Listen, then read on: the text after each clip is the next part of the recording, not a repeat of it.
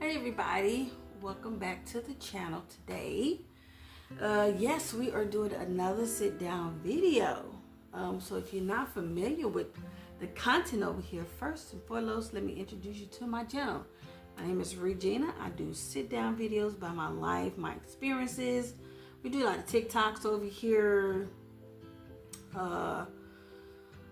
do a lot of vlogs, family vlogs, stuff that I got going on around, in Vegas. Follow me. And then follow me on my platforms, Instagram, Sleepless in LV Envy, TikTok and Facebook is Keisha Paris Robinson. Yeah, that's it. And right here on YouTube. Okay, so you see the title. You know what you're here for. You're here for the story of how was I sexually assaulted and when did this take place. So I did have another channel.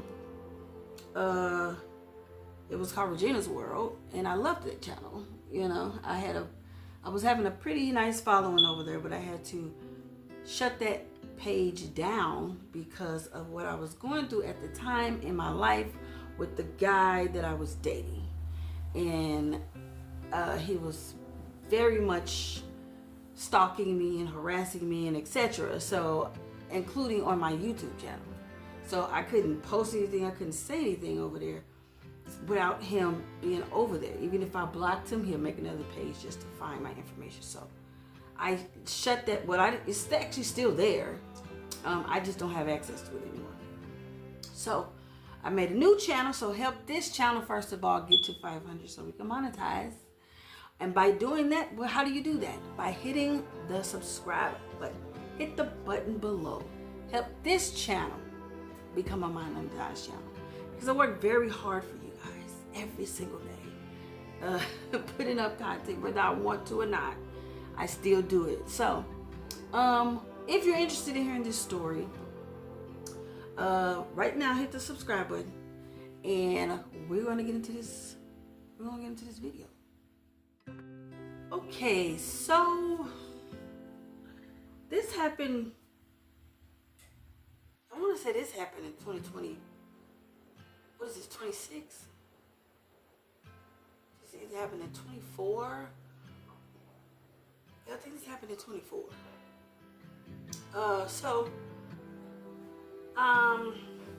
This was like me and my ex. I'm just calling my ex. His name is really irrelevant at this point, but I will say my ex. We were still kind of dealing with each other. We wasn't in a relationship, but we were dealing with each other in the sense of we were sleeping with each other, right?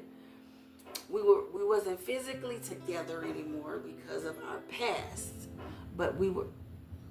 Oh my God. Okay, so as I was saying, we wasn't physically together anymore, but we were still being physical with each other. So this particular day, he asked me to go with him somewhere, and it was, I don't remember the month. I really don't. I think it was like April or something. It was nice and warm outside. That's what I do know.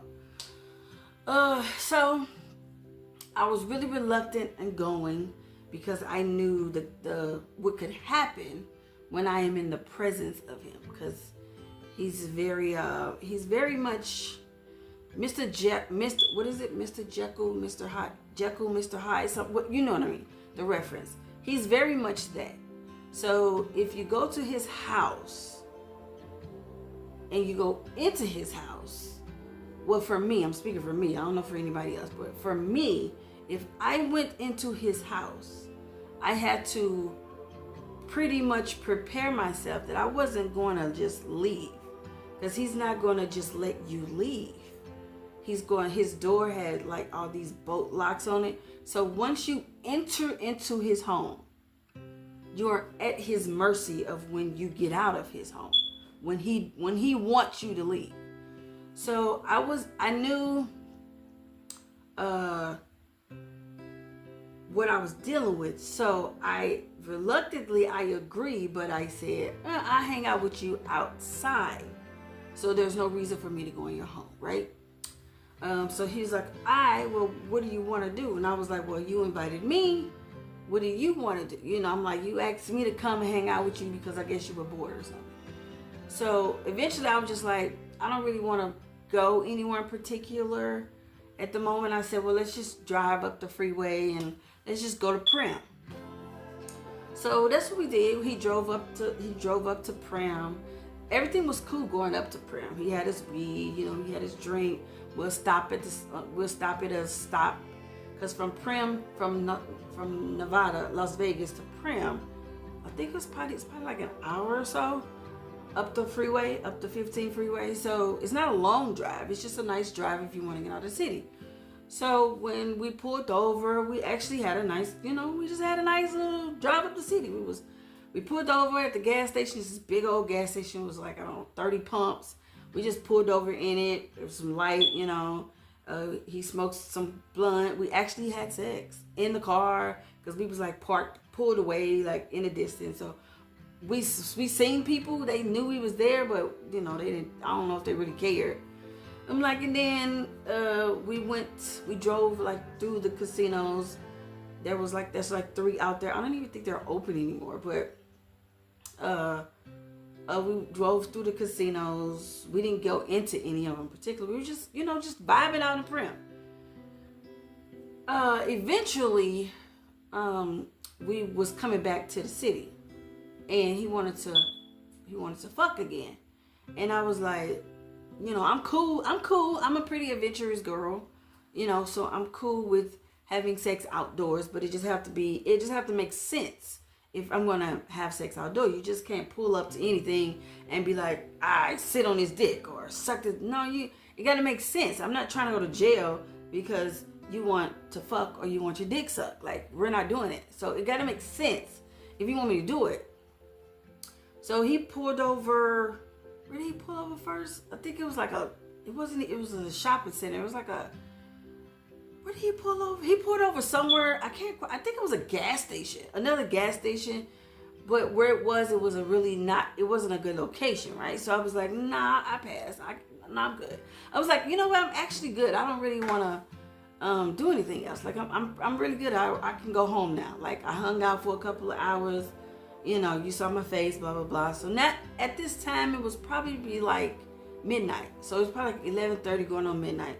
So I met up with him. It probably was like 7 or 8. So we was together for some hours now, right? So we didn't drink, he didn't smoke, we didn't fuck, the whole night. But he didn't want the night to end there. So I was like, okay, you can take yourself home, blah, blah. I'm kind of tired. I'm finna go home now anyway. So we pulled up in front of his house, and I was driving. Yeah, I think I was driving at this point. So I pulled up in front of his house, and he was like, okay, let's go in the house. I'm like, oh no, I'm not going in. I'm finna go home. He opens his door like he was finna like, okay, Gina, I'll see you. I'll hit you up. He opened his door. My phone was right here in the cupboard. I always have my phone like right in the cupboard. And he turned off the car real fast, snatched the keys, grabbed my phone, ran in his house.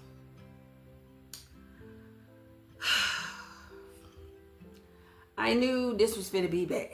I just instantly knew this was finna be bad. I was like, oh my God, here we go. I do not feel like going to his house. So I did not even feel like doing any of this. I did not. So I literally sat in the car from 12 to 12:30. He kept coming outside trying to signal me to come in the house. And I was like, I'm not coming in your house, bro. Like, I'm not coming. He was like, well, if you want to go home, if you want your phone, if you want your keys to your car, because you can't leave until you come in and come get it. I was refusing because I just already knew. I was like, I can't. I'm not finna deal with this right now. I just did not want to, right? Like, it was just not something that I wanted to do. So by 12:45, he's still coming out. Like, G, come in the house, I began to realize, I'm like, he is really not going to give my stuff back. The only way, I can't even call the cops. I can't even call for help. Like, he has both of my items. Like, I have to go in his stupid house. So I was really pissed. Like, I was beyond pissed because I was doing something already that I didn't want to do. So I go into his house, and he instantly started bolting his doors. instantly. Bam, bam, bam, bam. And I'm like, I'm standing up against his sink. Like his sink was like right here. His doors here. His sink was right here. He had a really small, like 1 bedroom. It was really small. It was like a couple of sizes bigger than a studio, but it wasn't that big. And like, so I'm standing up against his sink. He is sitting in a chair. Like he has a TV. Okay, so this is the door. This is the sink. He has a chair right here that is why can't I think of nothing right now? The little chairs that everybody sit in, you know, the old men that sit in, they put the foot up, you know, they sit lounge chairs, whatever. Y'all know what I'm talking about. He have one of those chairs, and he has a black one, and that's where he sit because his TV is right in front of him. He didn't have much furniture. He didn't have a living room furniture. He didn't have any of that. He just had a chair and a TV and a lamp and a little table, like a little smaller table that's up against the wall that you can eat at. So he didn't have a lot of furniture in this area. I'm like, so he's sitting in his chair and he turned it to face me and he was like, come suck daddy dick or whatever. I'm like, nah, I'm cool. And I'm like, I just really want my stuff so I can go. And he didn't hid it. Like my stuff is hid. It's not out in the open. He didn't put it somewhere that I don't know. Like my stuff is out. My stuff is put somewhere. And I'm trying to scan the room just to see if I can spot my stuff anywhere. Can't spot it anywhere. I had no idea where it was at, right? So I began to feel, oh my God, I am in trouble. I don't know how I'm going to get out of here because I see it's not going to be easy to get out of here. I'm going to have to fight this man to get up out of here. So he steady asked me, come over here and give me some head, blah, blah, blah. So eventually I was just like, if I give you some head, can I have my stuff? And he was like, yeah, I'll give you your stuff. So I gave him some head. I said, where's my stuff? I said, I'm ready to go. Now it's probably like 1 something in the morning. I'm like, I'm ready to go. And he's like, he put my stuff on the counter. It was in his book bag. He took it out, put it on the counter. I was fit to go grab it. He wasn't done, okay? As soon as I went to go grab it, he grabbed me and said, nah, motherfucker, I want some pussy. Yanks me down to the ground. And now me and him is literally tussling on the ground. He's ripping my clothes off of me. Like everywhere, pants, shirt. He is ripping my shit off of me at this point. I am trying my hardest to fight this man off of me because he like has strength of 3 men right now because he really wants some pussy. And I'm trying to fight a man who has strength of 3 men right now.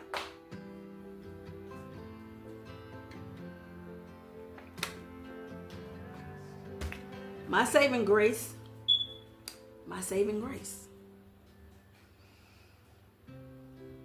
is he has dreads. This is for any man who's a predator like my ex was.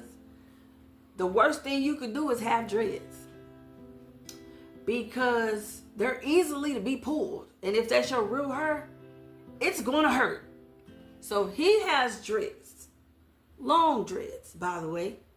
So while he's trying to rip my clothes off and he's trying to force himself on me, literally, and in me, literally, I was able to grab his dreads and wrap them around my hand like this.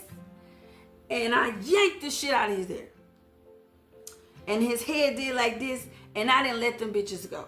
So he has me trying to, have sexual intercourse, but he can't because I have his dreads. Like I'm literally ripping them out his head, like just snatching them out. I had like 3-4 dreads that I done yanked out his scalp. That's how hard I was pulling. But that was how determined he was to get pussy that he was willing to lose his fucking hair for.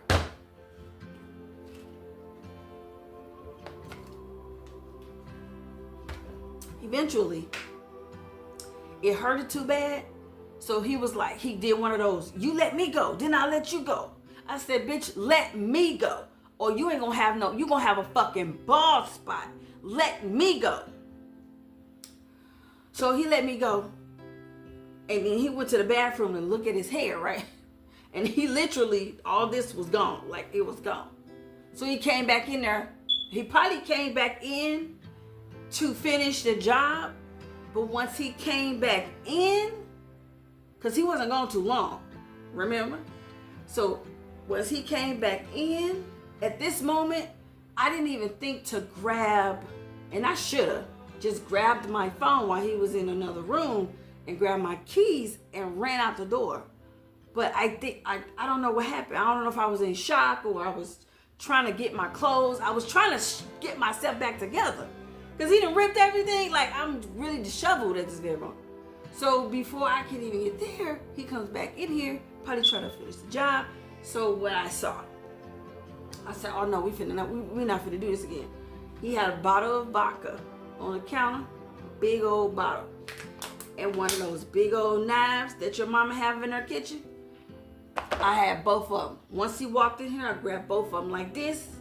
And I said, you come to me, motherfucker, you finna die. And it instantly stopped him in his tracks. And I said, take another fucking step. I'm finna smash this bottle over your head and I'm finna kill you with this motherfucker. So he like, what's wrong with you, Gigi? Like he didn't just try to take pussy from me.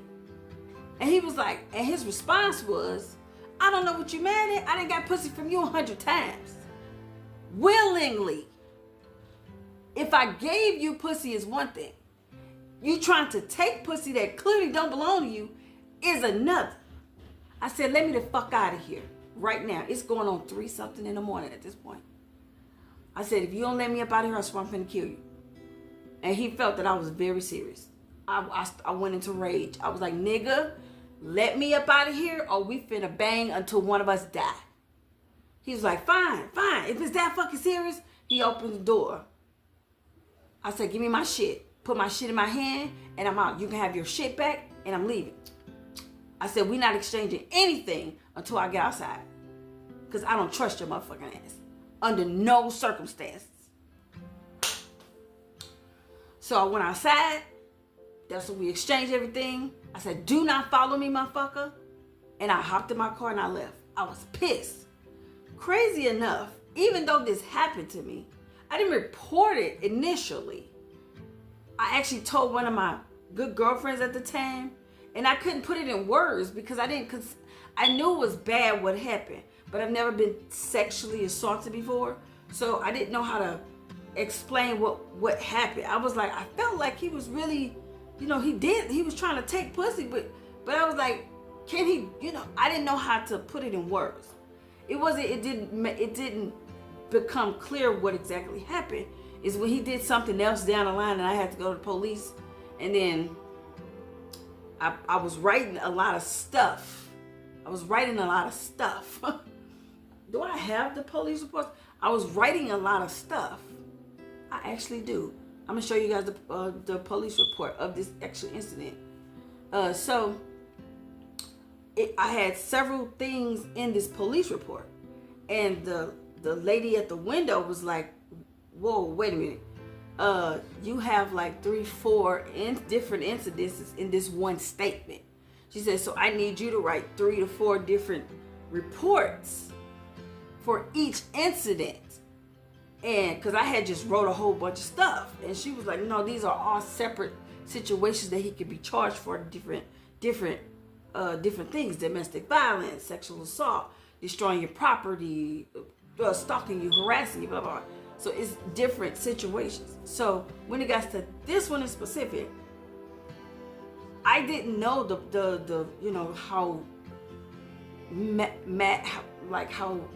what type of magnitude this really was. So eventually, after I made my report, I got a call from a detective. Let me see. Do I still have her number? Do I still have a card up in here? I don't know if I still got the card. Let me see if I still got the card. Oh no, let's see. Let's see what I got. I threw a lot of stuff away. Because I'm a card collector from time to time and I go through my cards. Sometimes I get rid of a lot of shit. feel like, oh God, I got way too much shit. Bam. Right here. Here's the card.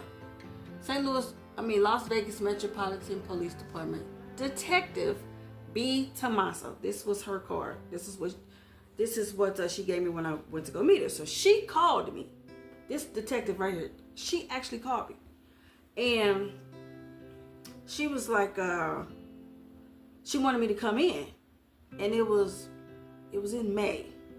It was in May because it was a holiday. What holiday's in May? Labor Day. What's holidays? Cinco de Mayo. One of them holidays is in May. I think it was Cinco de Mayo, around that time. So she was like, I want you to come in and I want you to tell me what happened. I didn't know. I did not know because we wasn't communicating after that. So I did not know that he was arrested. And believe it or not, I found out when I sat down with her that he was already in custody for another incident like mine with another woman. So anyway, when I sat down with the detective put the camera on me, like, you know how interrogation room. I was literally in an interrogation room. They put a camera on me. She put a recorder in my face. And she pressed play and then she started. She was like, tell me what happened. So I just told her what happened. And she was like, she pulled out all these photos of him, of like his mugshots and stuff, and put them all on the table. And she was like, is this him?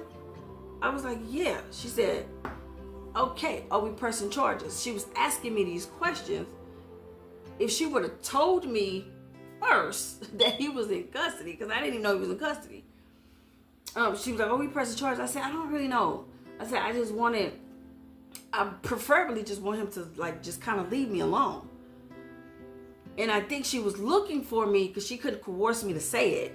But I think she was looking for me to say, yes, I want to press charges. If I would have known what happened with the other lady, I probably would have pressed charges. I didn't find out until later. Like, but she was like, he is in custody. She did tell me that. She said he is in custody. We can't hold him unless we have something to hold him for, because apparently he was in jail for a year or two already for this same thing, and they went to court, and she got paid. The other person got paid $5,000 to tell her story and stand. I didn't know none of this until later. Because I would have did it, right? I would have absolutely did it. I just didn't know. At this time, I was just like, I'm not sure. If I think about it, let me think about it. I'll come back and I'll make a decision. I said, right now, I just want him to, like, you know, just leave me alone. Like, we're cool. Like, he's a sick man. Just leave me personally alone. Like, he can do what he want. Just don't contact me anymore. I'm like, I didn't try it at all. I didn't got restraining orders. I done came to the police 101 times. Now he's in custody. I'm like, keep him there if he's in custody. But eventually when I talked to her again because I had made a decision, but I guess it was too late. When she called me in, she wanted me to do it then and press charges then to hold him in jail because they was trying to seal his fate in prison. But I didn't know all the detail. So when I came back to her, he was already released. God knows where the man is now. So it was a little bit too late for me, but I wanted to say, ladies, if you're messing with somebody, I ignored a lot of red flags when it came to my ex. I ignored a lot of red flags. Don't ignore what you clearly see in your face. You can clearly see it. I clearly saw a lot of things that was wrong. And yet I still dealt with him when I shouldn't have. Why? Because I was searching for what I wasn't getting in my marriage. It's how it kind of ended up with him in the first place. And I reckon, ladies, to never do this. Never, never, never search for love in a man, because you're going to run into something. You're going to find what you're looking for. I was looking for crazy sex, passion, crazy emotion, you know, hooked on each other, everything that I wasn't getting in my marriage. In my marriage, it was just like we were just two bodies who's married, who's not even, we don't even give a fuck about each other. Like we was hurting each other just to hurt each other at this point. I wanted somebody to be really into me, who loved me, who feel like he couldn't live without me. I got all of that, but I got all of that in a goddamn psycho, right? So be careful what you ask for, ladies. And don't, if you see red flags, if he's coming off instantly, like he is abusive, or he talks to you crazy, or you know, he don't give a fuck about your personal space or your children or whatever. If he's, you know, he don't give a fuck about your property. Like, if you see all this stuff at the beginning, don't stick around, because it's not going to get any better.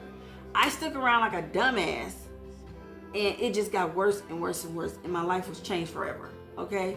So that's my story, and I hope that it reaches somebody who it needs to reach, and it teaches young girls, or even someone my own age, and I'm a big age of 41, to never settle for a man be out of loneliness. Like right now, I live alone. I'm lonely, but I'm not lonely enough to just go find anybody anymore. I'm like, so I am in a different stage of my life, which is discovering who I am again with no children and being a part-time mom, really. Like my son is with his father at the moment. I'm not quite sure how to help you with that. My son is with him, and then he'll be back with me in like 2 weeks. So I'm discovering me all over again, right? So ladies, take your time finding someone who actually is good for you, and not anybody just because we're just super desperate for a man, okay? But that's my story. Like, comment, share, and subscribe, and I'll see you in the next sit down video. Bye.